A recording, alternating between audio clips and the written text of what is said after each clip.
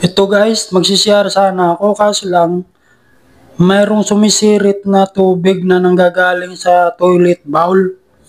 Hindi ko naman alam kung saan po ang patayan. Mabuti may tumulong sa akin.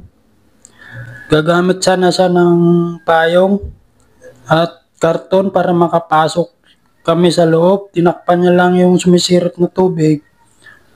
Tapos, sinabi niya sa akin, panghugas daw ito pagkatapos magdumi.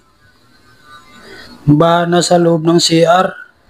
Tinuro niya rin sa akin kung saan yung patayan nito.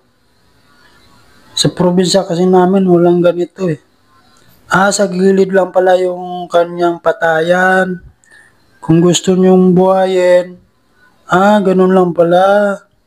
Binidyo ko lang para maibahagi rin sa inyo, lalo na sa mga hindi pa nakakaalam, katulad ko.